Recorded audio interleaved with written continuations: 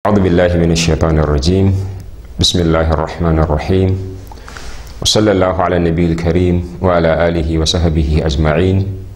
ومن تبعهم بإحسان إلى يوم الدين. أما بعد، فالسلام عليكم ورحمة الله تعالى وبركاته. muna ƙara miƙa godiyarmu ga Allah maɗaukakin sarki wanda a cikin yadda shi da ƙaddarawar shi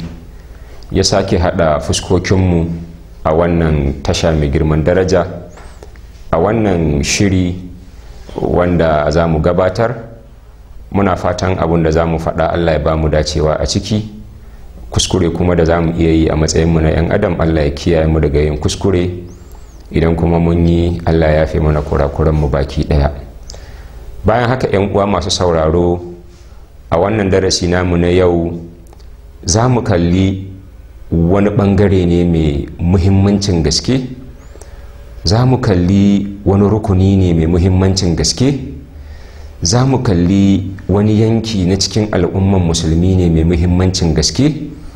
za mu kalli wasu ɓangare ne na mutane wanda idan wannan ɓangare na mutane ya samu damuwa, to tsakani da Allah, dattawan cikinmu da iyayenmu da malumanmu da jagororinmu ba za su iya samun tafiyar da al'umma ya ce annabi sallallahu alaihi wasallam ya ce mu tafiyar da su ba. 'Yan uwa masu sauraro, wannan jama'a da muke so mu kalla, wannan bangare na mutane da muke so mu yi magana a kansu, su ne matasa. Matasa ko bahaushe yakan ce musu gishirin al'umma. Matasa, al'ummar musulmi na bukatar ku a yau. Matasa, annabi sallallahu alaihi wasallama ya himmantu da ku. Matasa, addinin musulunci bai yi watsi da ku ba. Matasa, magabatan farko sun himmantu da al'amuranku. Matasa, duk wani mai hankali wanda ya yarda da kalmar la ilaha illallah muhammadun rasulullahi sallallahu alaihi wasallama ya san cewa kuna da muhimmanci, kuma wannan muhimmancin da addinin ku ya tattala ya ajiye muku, to lalle bai tozartar da wannan muhimmancin ba. 'Yan uwana masu sauraro, shi dan adam idan ka kalli halittar shi gaba daya, tun daga lokacin da aka haife shi zuwa lokacin da Allah madaukakin sarki ya kaddara rayuwar shi za ta kare a nan gidan duniya, to ya shuɗe ne ko kuma ya bi wasu matakai ne guda ɗaya har guda 7, wanda wani malami a cikin magabata yake cewa arada razatul mar'i kan nakhli idhuma wa fi kulli launin lawluhum yatabaddalu fatiful radi'un ma'a gulamin sabiyuhu wa shabun wa kahalun summa shaykhun mukammilu. Ya kai dan uwa mai sauraro, lokacin da aka haife ka sunan ka tifulu, ba abun da kake iya kanka sai dai a juya ka hagu ko dama, mahaifiyarka ta daga ka, ta share maka bayan gida, ta maka wanka, ta sa maka hoda, ta kintsa ka. A wannan marhala sunan ka tifulu. Ana nan ana tafiya cikin yardar Allah, sai a zo lokacin da zaka fara iya zama, lokacin da wuyanka ya tsaya, lokacin da kake iya fara rarrafe. To lokacin da dan adam ya kai mustawan da ya fara rarrafe, har lokacin da zai fara tatata, wannan yaro ana kiran shi radi'u, kafin mahaifiyarsa ta yaye shi. Bayan an yaye dan adam zai sake shiga wata marhala ta rayuwa. Wannan marhala ne zaka ganshi ya hada shirgi a nan, ya hada shirgi a can, ya kama wancan ya zubar, ya yi wancan waye, har ya gane cewa akwai abin da in ya taba zai iya jin zafi a ciki, zaka ga ya dauke hannun shi da sauri, har a gane ya gane cewa akwai abin da in ya taba zai ji sanyi a jiki, zaka ga yana kamawa yana wasa da shi. A wannan marhala daga yaye har zuwa yaro kai shekara 6 ko shekara 7, ana kiran wannan yaron sabiyu saboda yaren tashi. To daga wannan marhala zuwa shekara 7 ko ya dango ta 7 kadan, sai dan adam ya tashi ya sake koma wata daraja mai suna gulamu. Daga gulamu nan daga shekara 7-8 har lokacin da zai kusanci shekarun balaga, duka ana kiran shi gulamu. Lokaci ne da dan adam ya san me zai yi ya cuce shi daidai gwargwado, ya san me zai yi ya amfane shi daidai gwargwado. Kiriniya ba irin wacce dan adam ba zai yi ba, saboda ana tattalin jikin shi zai shiga marhala ta gaba, wanda marhalar da take gaban marhala ta gulamu ita ce marhala ta shabu, wato mutum yanzu ya tasa, ya kai shekarun balaga, ya balaga, an buɗe mashi fayil nashi, mala'iku suna rubuta masa aikin alkhairi da yake yi, mala'iku suna rubuta masa aikin sharri da yake. Allah ka kiyaye mu daga aikata aikin sharri. To daga wannan shekara 16 ko 17 ko 18, ya danganta lura da irin yanayin da yanzu muke ciki, irin abincin da muke ci, irin yanayin technology bunƙasar ilimin fasaha da aka samu na abubuwan ci da abubuwan sha, ba lallai bane yanzu yaro sai ya kai shekara 18 ya balaga, ba lallai bane sai ya kai shekara 17 ya balaga. Ya danganta irin shekarun yaron ko irin gidan da yaron ya taso ko irin bi'ar da yaron ya girma a cikinta ko yake rayuwa a cikinta. To a taƙaice dai masu sauraro, daga shekarun da yaro ya balaga har zuwa lokacin da Allah zai ja rayuwar shi ta kai har shekara 40 cif daga shekarun balaga maɗauka ko 15 ko 16 ko 17 ko 18 har zuwa shekara 40, wannan ana kiran wannan marhala da ɗan adam ya shiga ana kiranta marhala ta ashabab. Lokacin da mutum yake jin ƙarfi a jikin shi, lokacin da mutum duk wani aika sinadari na jikin shi yana aiki cif, lokacin da ɗan adam gaba ɗaya jikin shi yake gaya mai cewa yanzu kai ɗan adam ne a bayan ƙasa. Shi yasa a lokacin idan ba a yi tattalin ɗan adam an ɗora shi akan turba ta annabi sallallahu alaihi wasallama ba, an shayar da shi daga madarar sunnar annabi sallallahu alaihi wasallama, an masa ɗure daga nassoshi na alƙur'ani, an gamsar da shi da karantarwar magabata na farko. Idan aka samu kuskure a wa'annan shekaru, ɗan adam ya yi rashin dace, ya haɗu da karantarwar da ba ta annabi sallallahu alaihi wasallama ba, ya haɗu da tarbiyyar da ba ta annabi sallallahu alaihi wasallama ba, ya haɗu da 'yan duniya masu bin da'awar shedan, masu bautawa zukatansu, to ɗan adam ya yi asarar rayuwar shi. Daga shekara 40 zuwa gaba shine lokacin da ɗan adam ya tashi daga wata daraja ya koma daraja ta lokacin ya zama shaikhu, ya zama kahalu. Wato kahalu daga shekara 40 har zuwa shekara 50 ko fiye da shekara 50, lokacin halittar ɗan adam ta gama cika, lokacin hankalin ɗan adam ya gama cika, lokacin komai da Allah yake so ya wa ɗan adam daga shekara 40 ya gama cika. To daga nan fa za a fara sun maradadnahu asfala safilina, daga nan za a fara gangarowa kenan, ana gangarowa daga 55 zuwa shekara 60. To dan adam fa ya gama cin ganiya a nan gidan duniya, daga nan sai ya tashi sai ya koma ta wata daraja da ake ce mata kahalu, ya shiga sahun tsofaffi kenan. To daga nan sinnul kuhula kuma sai a yi ta tafiya har lokacin da Allah zai karɓi rayuwar dan adam. Ya kai mai sauraro, a cikin waɗannan matakai guda 7 da dan adam yake bi, ba mataki mai muhimmanci, ba mataki mafi hatsari shine lokacin da yaro ya balaga har lokacin da zai kai shekara 40. Saboda a lokacin kwakwalwar shi a buɗe take, saboda a lokacin Allah ya masa ƙarfi, saboda a lokacin Allah ya bashi wani irin tunani mai karɓar komai, saboda a lokacin Allah ya bashi abin da yake bukata na yin abin da yake so, yadda shi ɗan adam ɗin yake so a tunanin shi. Don haka ne ya koma su sauraro, a wannan zaure mai girman daraja, a wannan darasi da za mu gabatar, muka ga ya dace wannan yanki na al'umma, waɗannan jama'a da su ne gishirin al'umma, waɗannan jama'a da ake ta ba mu labarin cewa su ne makomal al'umma take hannunsu, su ne tattalin arzikin ƙasarmu yake hannunsu, su ne cigaban siyasanmu yake hannunsu, su ne aikin ɗaukaka addinin musulunci yake hannunsu, su ne suke rike da gabaran ganin sun zakuɗa da al'umma annabi sallallahu alaihi wasallama ta ƙara ci gaba, ta koma matsayi na alkhairi fiye da wanda take kan shi a yanzu. To waɗannan al'umma masu suna matasa, su za mu mayar da hankali a kanmu a cikin wannan darasi namu da za mu gabatar, su za mu yi tsokaci a kansu da yardar Allah, da fatan Allah ya ba mu dacewa a ciki. Ya kai ɗan uwana mai sauraro, ya ke ‘yar uwata mai sauraro, galibi da yawa za mu ji idan ana magana sai a ce ana rinjayar da maza akan mata, duk da nasi na alkur'ani ya zo a cikin suratul ahzabi inda Allah madaukakin sarki yake cewa ba'da a'udhu billahi minash shaitanir rajim innal muslimina wal muslimati wal mu'minina wal mu'minati wal qanitina wal qanitati har izuwa karshen aya. Ya kawo jinsin lalle akwai musulmai maza, sannan da musulmai mata, da muminai maza, da muminai mata. To wani lokacin kuma harshen larabci saboda balagar shi, saboda fasahar shi, saboda wayewar shi, saboda buƙasar shi, saboda iya salon maganar shi, sai ya yi amfani da usulubin magana da namiji, amma idan ya faɗi hakan yana haɗowa har da ya mace. don haka ne wannan karatu namu yau zai mayar da hankali ne akan dauru shababi fi hamli risalatul islam, wace irin gudunmawa matasa za su bayar wajen isar da saƙon musulunci, wace irin gudunmawa ya mace matashiya za ta bayar wajen isar da saƙon musulunci, wace irin gudunmawa da ɗa namijin musulmi da ya mace musulma za su bayar a duk inda suka tsinci kansu a ciki wajen isar da saƙon musulunci. Don haka ne ya ke uwa musulma,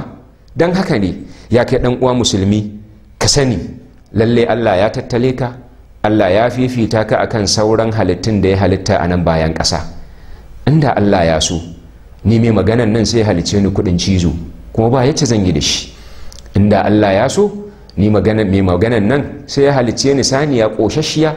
layya da muke fuskanta nan gaba cikin kwanaki in Allah kai rayuwar mu ranar idi a yanka na ai layya da ni. Inda Allah ya so sai ya halice ni rago ana nan ana ta kiwo na har in na kai lokacin da na rika na samu mai a jikina mai siya ya zo ya siye ni ya yanka ni. Amma Allah cikin rahamar shi, Allah cikin baiwar shi sai ya halice ni dan adam. Allah mun gode maka da wannan baiwa da ka mana, ya sake ninka mana wannan baiwa bayan ya yi mu 'yan adam ya yi mu musulmi wanda muka gamsu da karmar la ilaha illallahu muhammadun rasulullahi sallallahu alaihi wasallama. Bayan wannan ya sake yi mana wani gatan da ba kowa yake samun wannan gata ba, shine aka yi ka musulmi mai bin kiran annabi sallallahu alaihi wasallama, aka kuma ƙara tumfaye maka wannan ni'ima da aka maka, aka nannaɗe maka wannan ni'ima da aka yi maka, aka yi ka ɗan adam mai hankali, ɗan adam ɗin da ya san abin da zai cuce shi, ɗan adam ɗin da ya san abin da ba zai cuce shi ba, ɗan adam ɗin da ya gane cewa cin nasarar shi da bunƙasar shi ta ɗamfara ne lokacin da ya bi Allah ya bi dokokin annabi sallallahu alaihi wasallama. Aka yi ka ɗan adam ɗin da ya gane cewa taɓewa da asara suna ɗamfare ga mutumin da ya watsar da karantarwa alƙur'ani, ga mutumin da ya yi bori ga sunna ta annabi sallallahu alaihi wasallama. Don haka ne ya ku 'yan uwana musulmi maza da mata, lokacin da muke gabatar da wannan darasi, duk lokacin da muka ce ashababu matashi, to kada a ce mun yi abin da turawan yamma suke mai da hankali a kai, suna cewa gender sensitive, suna cewa muna fifita maza akan mata. A'a, mu da a matsayinmu na musulmi, harshen larabci harshe ne da muke mu'amala da shi, saboda da shi ne za mu ƙara fahimtar addinin musulunci daidai gwargwado. Don haka mu ma wani lokacin koda da hausan muke bayani, za mu ɗan ɗosani fasaha da wayewa da iya salon magana na harshen larabci don gabatar da jawabin da muke gabatarwa. Muna fata Allah ya taimaka mana. Bayan haka ya kai mai sauraro, za ka yi tunanin cewa wai don me yasa aka keɓanci cewa ashababu ɗa namiji akan wannan aiki da a yau duniyar musulmi take bukata, akan wannan aiki da a yau duniyar musulunci take bukata, akan wannan aiki da aka ɗauko na ganin cewa matasanmu sun zo an dama da su wajen canja fahimtar addinin musulunci a wajen wasu matasa, wajen canja fahimtar addinin musulunci ga waɗanda ba musulmai ba, mu ɗora al'ummar duniya akan cewa su fahimci cewa addinin musulunci ne addini ne wayayye, addinin musulunci addini ne da ya dace da kowane zamani, addinin musulunci addini ne da idan ka bi shi da yardar Allah ƙarshen inda za ka zauna ka huta shine gidan jannatul firdaus. Allah ka bamu da rahamarka. Ya ƴan uwana musulmi, zan fara bayani na ne da nuna irin daraja da annabi sallallahu alaihi wasallam ya ɗauka ya ba wa matashi, irin fifiko da annabi sallallahu alaihi wasallam ya ɗauka ya ba wa matashi, irin kima da annabi sallallahu alaihi wasallam ya ɗauka ya ba wa matashi. Lalle ya inganta annabi sallallahu alaihi wasallama lokacin rayuwar shi da yana raye a nan bayan ƙasa, ya yi iya ƙoƙarin shi wajen tattalin matashi. Tattalin nan kuma ya tattaro abin da ya shafi rayuwar matashi gaba ɗaya, ta hanyar jikin shi ya nuna mai kadda ya je ya ci haram, ta hanyar ƙwaƙwalwar shi ya nuna mai banda shan abin maye, ta hanyar tsarkake zuciyar shi ya raba shi da ciwon haɗa Allah da wani, ta hanyar wanke masa ƙwaƙwalwa ya raba shi da duk abin da zai jawo ya gurɓata masa aƙida. Annabi sallallahu alaihi wasallama ya nisanta matashi daga irin wannan abin. Wa'adda lahum li hamlil mas'uliyya, kuma wa idaduhum li hamlil mas'uliyya, annabi sallallahu alaihi wasallama ya tattali matasa wajen su shirya, saboda idan Allah ya so gaba, idan magabata sun gabata, to matasan nan da ake tattalinsa a yanzu su ne za su zo su tsaya a matsayinsu su gaba da gabatar da aikin addini, su gaba da karantar da al'umma annabi sallallahu alaihi wasallama, su gaba da harkar kasuwanci, su gaba da harkar karantarwa a makarantu, su gaba da harkar kere-kere. Duk abin da dan adam muke bukata to musulunci ya kwadaitar da matashi ya shiga lokacin da yake matashi, dan lokacin da ya kai shekara 40 lokacin aiki zai dawo kanshi da yardar Allah. kuma annabi sallallahu alaihi wasallam har wa yau wata ha'iatuhum li ada'il amanat tabligiyya fi munasabatin kathiratin wa majalatin iddatin. Annabi sallallahu alaihi wasallam cikin hikima irin tashi, annabi sallallahu alaihi wasallam cikin irin usulubin karantarwar shi ya tattali matasa, ya nuna musu cewa su dinnan su ma suna ɗauke da wani yankin amanar karantar da al'ummar annabi sallallahu alaihi wasallama, suna ɗauke da wani yanki na isar da saƙon annabi sallallahu alaihi wasallama ga wanda ba su ba, ta hanyar karantar da shi nassi na alƙur'ani, ta hanyar karantar da shi nassi na hadithan annabi sallallahu alaihi wasallama, ta hanyar karantar da shi ta hanyar mu'amala da ɗabi'o'i. Kana kasuwancinka a matsayinka na matashi, ya waje ba a same ka kana da gaskiya. Kana harkar kasuwancinka a matsayinka na matashi, ya kamata a same ka kana da riƙon amana. Kana da shagonka kana siye da siyarwa, bai kamata a same ka da ha'inci ba. Kana aiki a ofis ɗin gwamnati a matsayinka na matashi, bai kamata a same ka da almundahana ba. To annabi sallallahu alaihi wasallama ya tattali matashi min jami'i jawanibil hayati, ta dukkan bangarorin rayuwa wajen ya nutsu, ya samu gamsuwar cewa cikin ikon Allah nan gaba kaɗan shine zai zo ya zama shugaba, wanda a kwanakin baya shi mai bi ne. Cikin nan gaba kaɗan shine zai zo ya zama uba, wanda a kwanakin baya shi ma ɗa ne. Cikin lokaci kankani nan gaba zai zo ya zama kaka, wanda a kwanakin baya uba ne. Don haka ne annabi sallallahu alaihi wasallama farkon abin da ya yi shine ya nutsar da matashi cewa matashi ya samu gamsuwar cewa akwai muraƙaba ta Allah maɗaukakin sarki, cewa duk abin da kake yi, duk inda kake yi, duk tunanin da kake yi, ka tuna cewa Allah ya san me kake yi. Ko da cikin ɗaki ka shiga,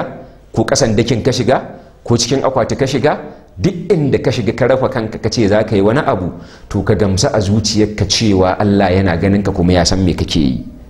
Kuma sannan annabi sallallahu alaihi wasallama ya yi ƙoƙarin sanya wa matasa alama ko kuma tabashir, alamomi na jin tsoron Allah a cikin zukatansu fi sirri wal alan. Lokacin da suke tare a cikin jama'a su gamsu cewa suna jin tsoron Allah. Don haka ne in za ka gan shi idan zai yi magana, zai faɗi magana ce da Allah ya yarda da ita, zai faɗi magana ce da annabi sallallahu alaihi wasallam ya yarda da ita. Idan yana cikin jama'a ba zai faɗi maganar da Allah baya son bawan shi ya faɗa ba, ba zai faɗi maganar da annabi sallallahu alaihi wasallam ya ce kar ya faɗa ba. Idan yana gefe shi kaɗai, ko da zuciyar shi ta ce masa ya je ya yi wani abin da Allah baya so, da muraƙabar can da alkhashiya za su tunatar da shi cewa Allah ya hana wannan aikin, annabi sallallahu alaihi wasallam ya hana wannan aikin, to za ka ga wannan matashi ya kama hannun shi ba zai aikata ba. Wannan muraƙaba da khashiya da annabi sallallahu alaihi wasallam ya karantar da shi za su tunatar da shi cewa ko shi kaɗai yake a cikin ɗaki da duhu, ba fitila, ba kyandir, ba lantan, ba duk wani kayan alatin zamani da zai haskaka masa ɗaki, ya gamsu cewa Allah yana kallon shi duk abin da zai aikata, to don haka ba zai saɓan Allah ba a cikin duhun dare ko a lokacin hasken rana. Annabi sallallahu alaihi wasallam yana cewa a cikin wani hadisi da Imamu Ahmad bin Hanbal ya rawaito da Abu Ya'la ya rawaito, annabi sallallahu alaihi wasallam yana cewa inna Allah la ya'jibu min ash-shabab alladhi laysa lahu sabwa. Lalle Allah manaukakin sarki yakan ji mamaki idan ya ga matashin da yake rayuwa a nan bayan ƙasa, laysat lahu sabwa, baya karkacewa, baya wa dokokin Allah tawaye, baya wa hadisan annabi sallallahu alaihi wasallama tutsu. Allah yana jin mamaki ya gabawa, ba wai irin jin mamaki irin namu ba, bi ma'ana lokacin da Allah maɗaukakin sarki ya gabawan shi matashi da yake da ƙarfi, da yake da wadata, da yake da lafiya, da yake da hankali, da yake da ƙuruciyar da zai iya yin abin da yake so, lokacin da wannan bawan da muraƙaba da khashiya suka hana shi saɓan Allah, Allah zai ƙara wa wannan bawa albarka, Allah zai ƙara wa rayuwar wannan matashi albarka, Allah zai ƙara tausaya wannan matashi. Lokacin da shekarun tsufa suka zo mai, to ba za ka ga wannan matashin ya je yana rawa akan titi ba, ba za ka ga wannan matashin an je an kama shi ya saci akuyar mutane ba. Ba za ka je ka samu wannan matashin lokacin da ya kai shekara 55-60 ya je na wa 'ya'yan mutane fyaɗe ba. Saboda me? Lokacin da yake jin ƙuruciya ya takura rayuwar shi, ya haƙura, ya bi dokokin Allah, saboda ya taɓa karantawa a hadisin annabi sallallahu alaihi wasallama cewa hujibatul jannatu bil makarihi wa hujibatun naru bil shahawati. Ita gidan aljanna an mata katanga da abin da rai baya so. Ana cikin ruwan sama, ana sanyi, in ladan ya ce da asubahi as-salatu khairun minan naumi, matashi zai tashi ya je ya alola, ya na fulfulin shi, ya gabatar da raka'atul fajri, wacce annabi sallallahu alaihi wasallam ya gaya mana cewa hiya khairun minad dunya wa ma fiha, ta fi duniya da abin da yake cikin ta a wajen Allah. Raka'atul fajri, matashi ya tashi ya raka'atul fajri, in yana da sauran mintuna ya karanta shafi ɗaya na alqur'ani, ya karanta shafi biyu na alqur'ani, ya karanta izu ɗaya na alqur'ani, yawa kanshi addu'a, yawa iyayen shi addu'a, yawa duniyar musulmi addu'a. Sannan ya zo ya tafi masallaci, ya je ya jira liman ya zo ya gabatar da sallar asubahi a cikin jam'i, ya zauna bayan ya gabatar da sallar asubahi al-awrad wal adhkar al-warida an annabi sallallahu alaihi wasallam da annabi ya karantar, ya gabatar da su bayan sallar asubahi. Idan ya dawo gida, bayan ya je ya gaida mahaifin shi, ya gaida mahaifiyar shi idan suna raye, idan sun rasu, ya zo ya ci gaba da karatun alqur'ani, yawa annabi sallallahu alaihi wasallama tasbi'a da salati, yawa Allah tasbihi da tahalili da tahmidi, ya nemi gafarar Allah a matsayin shi na bawa. Sannan ya zauna bayan ya gama karatun alqur'ani, iyayensu da suka riga mu gidan gaskiya Allah ya gafarta musu, ya gabatar musu da addu'a, ya dan huta, ko kuma ya dauki littattafan shi na ilimi, littafin fiqh ya karanta, littafin hadisi ya karanta, littafin tafsiri ya karanta, yayi muraja'ar karatun da ya dauko a wajen malami jiya. Sannan ya dan huta, in ma'aikacin gwamnati ne lokacin aiki ya tafi, yana cikin ofis a ce lokacin sallah azhar, ya tashi ya bar aikin gwamnati, ya zo masallaci kan liman, ya zo ya samu yana nafila raka'a 2 ko nafila raka'a 4, ya gama ya jira ayi sallah azhar a cikin jam'i. Bayan ya gama ya tashi ya nafila bayan sallar azhar. In lokacin sallar la'asar ya zo haka, ya tashi ya nafila. In an gama sallar la'asar tunda ba a nafila, ya dashi in yana da sauran aiki a ofis ya gama. In babu ya tafi gida ya je wajen iyalan shi ya zauna. In ma ba shi da iyali ba zai tafi gidan kallon bol ba. In ma ba shi da iyali ba zai tafi inda ake ludo da tambola ba. In ma ba shi da iyali ba zai je wajen da ake saban Allah ba. Kila wannan lokacin tsakanin la'asar zuwa sallar magariba akwai malamin da yake daukan darasin ilimi a wajen shi, darasin alqur'ani, darasin hadisi, darasin fiqhu, darasin tafsiri, darasin turanci, darasin ilimin chemistry, darasa na ilimi wanda suke halal a wajen mu musulmi. Bayan yayi wannan, to zaka ga rayuwar wannan bawa lokacin da ya tsufa, wallahi matakar bawa matashi ya dora rayuwar shi akan sunna ta annabi sallallahu alaihi wasallama, ya bi karantarwa ta annabi sallallahu alaihi wasallama, ba za ka ganshi ya lalace lokacin da shekarun tsufa suka zo masa ba. Ita kuma gidan wuta hujibat bish shahawati, an mata katanga ne da kayan kwalam da makwalaci, kayan tanɗe-tanɗe, amma garin tanɗe-tanɗen idan bawa ya je zai iya afkawa wutan jahannama. Garin tanɗe-tanɗen idan bawa ya je kalalibu jahannama za su wufto kafar shi. Garin tanɗe-tanɗen idan bawa ya je zai je tsinci kanshi a cikin halaka. To don haka a takaice masu sauraro, a wannan gaba muke za mu tsaya a nan. Idan Allah ya haɗa mu a darasi na gaba cikin ikon Allah, za mu ɗora a inda muka tsaya akan wannan darasi namu mai albarka, wanda za mu ji wani irin karantarwa ne annabi sallallahu alaihi wasallam ya ɗora matasa a kai, wani irin tattali ne annabi sallallahu alaihi wasallam ya tattali matasa a kai, wani irin tsari ne annabi sallallahu alaihi wasallam ya ɗora matasan mu a kai, wanda magabatan farko suka ci nasara. In ka kira sunan Ammar ibn Yasir zaka ce radiyallahu anhu, in ka kira sunan matashi kaza zaka ce masa radiyallahu anhu. Wani irin layi ya ɗora su a kai, wanda yau duk lokacin da muka kira sunansa addu'a ta alkhairi muke musu. To mu ma ya wajaba akan mu yi koyi da irin rayuwarsu. Fatanmu Allah ya haɗa fuskokinmu a gidan aljanna firdausi tare da rahamar shi da mu da su. Allah ya yafe mana kurakuranmu. Wassalamu alaikum wa rahmatullahi ta'ala wa barakatuh.